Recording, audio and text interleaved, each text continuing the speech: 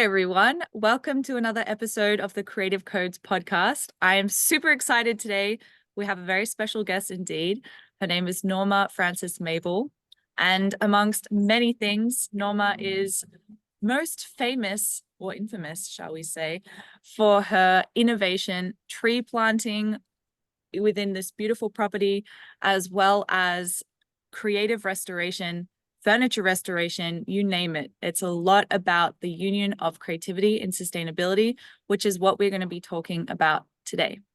So, Norma, welcome. How do you feel? What's alive for you? What's alive for me, Sophie? Uh-huh. I guess the universe is alive for me. It's all coming together. Uh-huh. The yard is coming together. The creative juices, as you say, have come together over a period of time, Sophie. Yes. Awesome. I'm really excited to talk about this topic with you because you're someone I really see as an absolute pioneer in terms of standing by your values and your morals and conserving nature in a way that you can without having to prove anything. But honestly, it's grassroots. It's literally you've created an oasis from nothing. And this home, this oasis, this paradise is a testament to the beauty of time and the beauty of devotion. And I see that as well within creativity and sustainability, that there's a necessity to not discard things as, oh, it's a lost cause or it's too old or it's can't be fixed. It's a matter of, well, how much time are you willing to devote to it? So one of the first questions I want to ask you is, how has planting trees, creating this oasis, how has that changed your perception of life? How has it changed the perception of life? The future. I think you've got to look at it as the future. There was something I read a little while ago, planting trees for the next generation, planting anything for the next generation. I'm pretty emotional about that one. Yeah. Over 40 years we've been here, and we have put a lot of work into the yard. And we keep doing it. I know. We keep doing it. The bird life is abundant. The bees, the insects, anything and everything is welcome here, within limits. But for Don't nature, mention the cockatoos. for nature, not the cockatoos for the fruit trees. That's it. Oh dear. Yeah, beautiful. Thanks for sharing that. And sort of deepening that, within this somewhat recent project that you both have been diving into, how has the restoring and rejuvenating of pre-owned items deepened your appreciation of the cycle of a life of a seemingly inanimate object? So if we go back 45 years ago, if we start there, Sophie, the house that we now live in, we've put a lot of work into that as well. That was almost an abandoned site. You couldn't live in that. And now we've tried to take it back to a cottage that was back to nature. The things are all natural as we could get into them. And more recently, it's the, as you're talking about, furniture that we're trying to put colour and expression into with the mostly outdoor settings, I guess. There are other pieces, but the colours there with that is beautiful. Yeah, would love to hear more because I know the story, but I'd love for people to hear more about how you've transformed the home that you're in and what it was before in terms of its location and context. An old wine and spirit tavern from the late 1800s, on the goldfields. And now it's, as we said, we've extended out the back, but we've tried to keep it in flavour of that era rather than go into anything that was modern. Kept all of the windows and doorways that were there originally, and just built up around it with the garden. But there was nothing there, nothing here. A couple of fruit trees, and they could be, I suppose, touching on 50, or maybe 70, 80 years old. Some of those are really old fruit trees, but no gold in the ground, unfortunately. Not for us anyway, but we're golden where we are. Exactly, literally. Oh my gosh, mosquitoes are eating me alive. It's amazing. It's gold right here for them. Pure gold. I told you, they're all welcome. So I'm curious to hear what motivates and inspires you to continue to deepen your creative pursuits, knowing that the form, the medium of the creative pursuits has shifted over time. So what is the drive to keep going?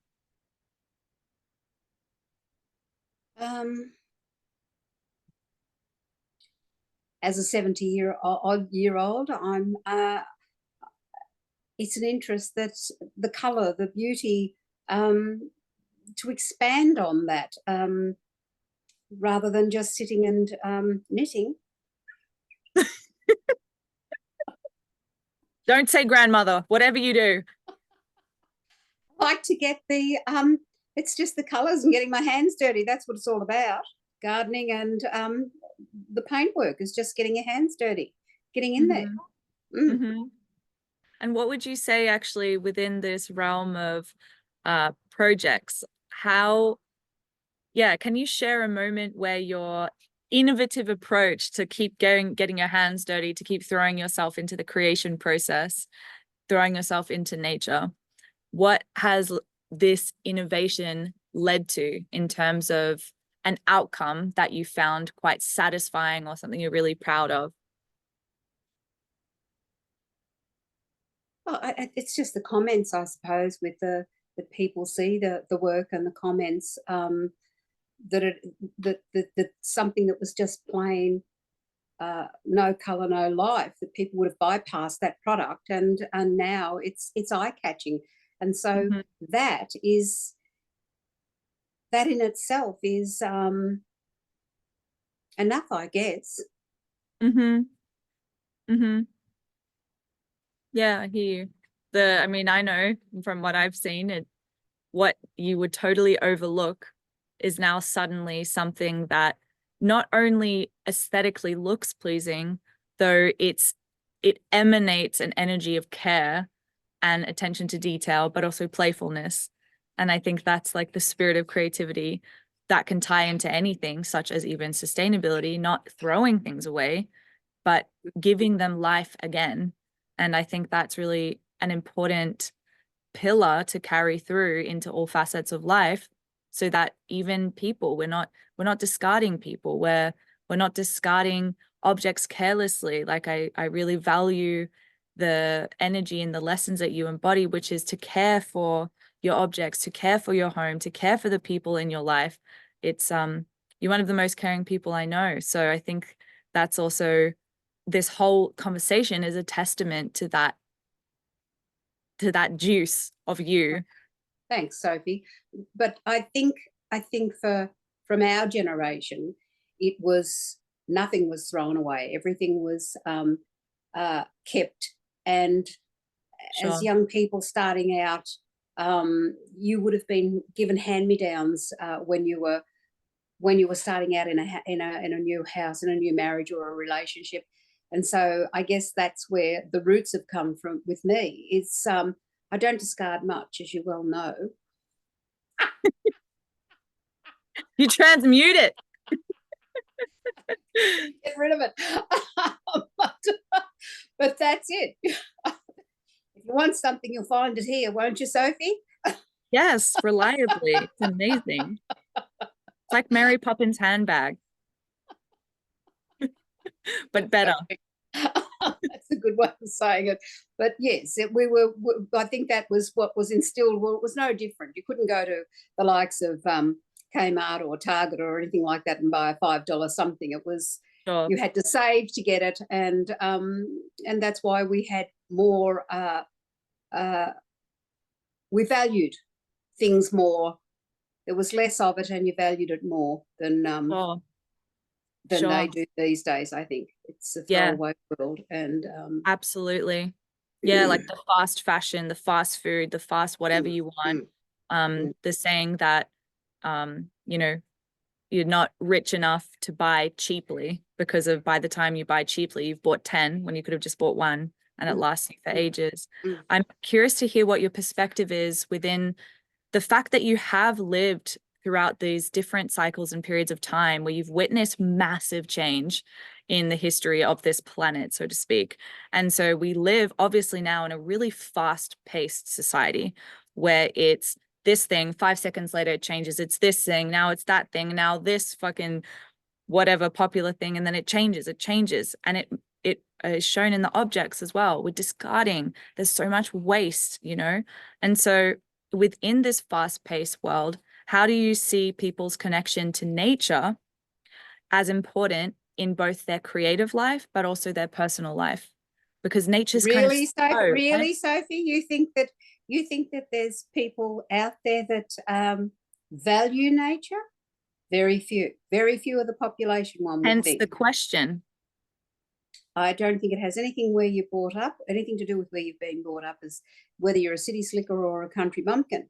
It's just the way things are. I don't have a mobile phone, therefore I don't think I'm missing out on anything, really. If you want to call me, you'll call me on the landline. You'll get me eventually.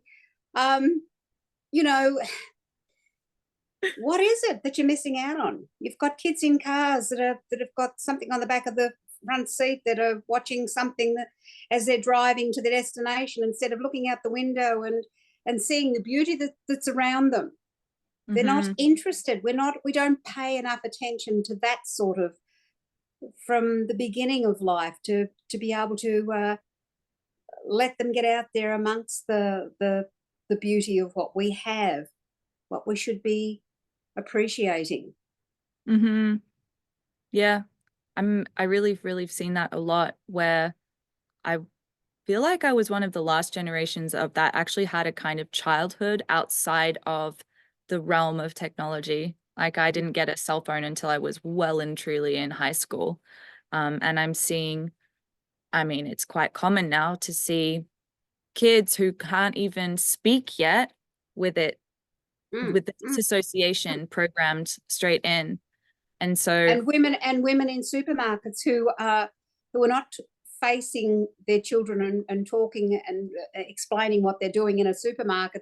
They're on a phone with something connected to their ears talking to somebody else. Why? sure. Why? We've lost those values. We can't go back to where I would like to go back to and what I think is important, but we can see it as old folks and think, well, maybe it'll change. Maybe there'll be enough young ones out there that will change, bring Yeah. about change. No, I feel it. I feel because what we experience in history is cycles, and we see seemingly repeated cycles. However, that's always different. And so I'm witnessing, even in this sort of younger generation coming through, those of us who had a childhood, for example, actually still connected to the present moment, to recognizing that there are elders who have wisdom, who can teach us that there's a natural hierarchy in place that is to be respected, and even that outside of you is not something to be objectified and discarded, but it's also part of you. And I feel that there is this uprising coming through of these generations where we're not willing to let that go. And so I can, I'm sure that there's going to be nothing that will take that away, truly. We definitely are seeing a big uprise of AI this, technology that. And so the lines between what is real and what is fake are really getting challenged. And so I'm seeing this as an opportunity for us as a collective to sensitize and refine our capacity to tune into what's real and what's fake.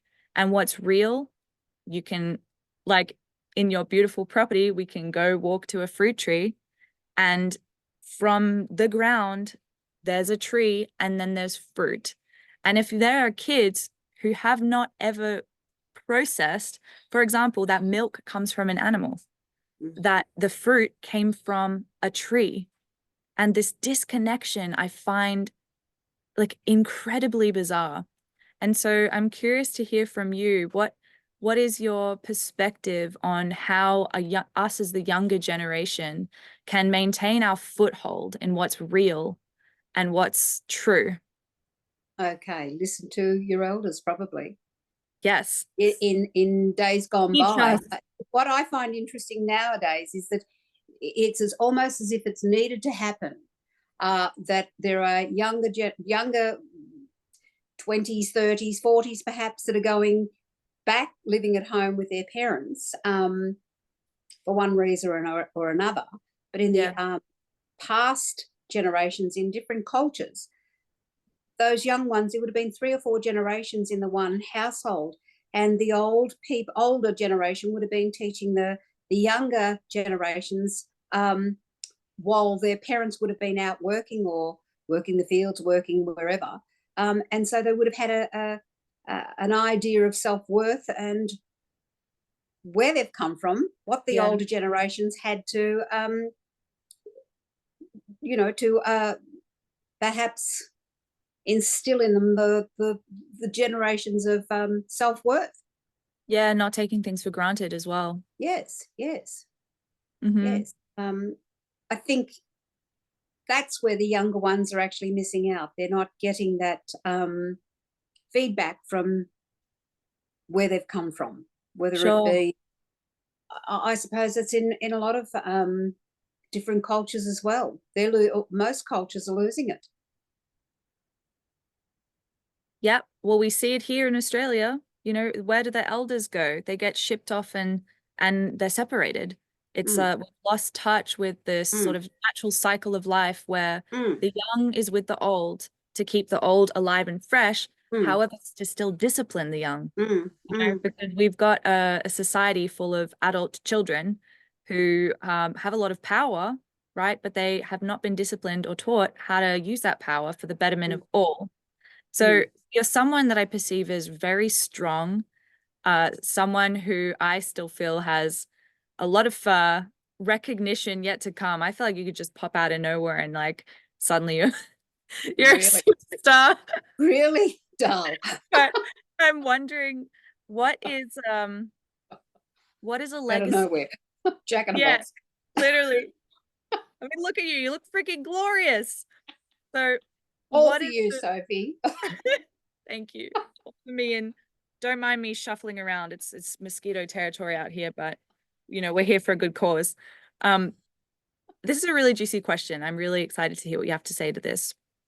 Oh, yes. So what is the legacy that you hope to leave behind within the realm of nature conservation and creative restoration, or a legacy that you want to leave behind, full stop, free reign? I think just an understanding that nature is it, isn't it? Nature is the be all. I would like to think that we could all get out and do a lot more without the interference of government or offshore, whoever the big boys are, interfering with cloud seeding, weather, whatever else it might be, interfering with nature. It's just grassroots. It's just grassroots, as you said before, Sophie. It's anyone can plant anything in their yards to whether they're a homeowner or someone renting. It's just the beauty of it all. The beauty. We're losing touch with what's there, what we were given to start with. We're losing touch with it. Mm-hmm. So the legacy, I guess, I'd really like someone, whether it be our children or whether it be for when we leave this property, when we leave this earth, is that they can be as mindful and look after what we've done, what we've put into our little paradise, that continues, that it's not abandoned. Sure. So a legacy of care, a legacy Yep. of returning to the roots Mm. and not letting go of where we came from, so to Yep. speak. Yep. It's like it's the simplicity, and yet it's foundational. You know, I think if a lot of us, the supermarket was stripped away, what will we all do? You know, What would we do? like the disconnection from the capacity to be autonomous and honestly sovereign, free from systems that we've become dependent upon. I see that within the frameworks that you live in and embody, that I see that as a legacy as well, that you will leave behind, but you're honestly living now. So those seeds are spreading. You know, anyone that comes into contact, I think, with what others have lost touch with, it's ignites an instant remembrance that this Mm. is what's real, that this is Mm. true. Mm. I Mm. have so many memories being at my grandparents' place in Adelaide, also with their property being full of fruit and vegetables. And Mm. it's almost as if that was the most magical thing. Mm. And yet that was seemingly not even magical, it's mundane. And so I hope that the magic of the mundane is carried through, that things aren't discarded and seen as trash, but they're also treated as sentient, alive beings that also have a life and they also have potential. And so I honor all the things that you've been doing, you and Ron, with this transformation of seemingly finished objects, or the continuing to plant, continuing to nurture this land. And so, yeah, thank you for being a pillar that is holding that down. It's yeah, it's really wonderful. Thanks, Sophie. Yeah, Appreciate it. yeah, of course.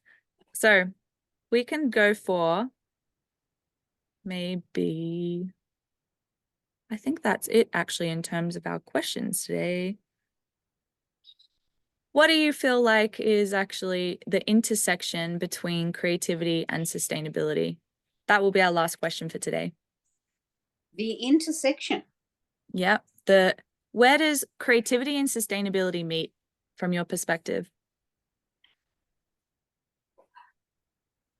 No, can't do that one. What can you do?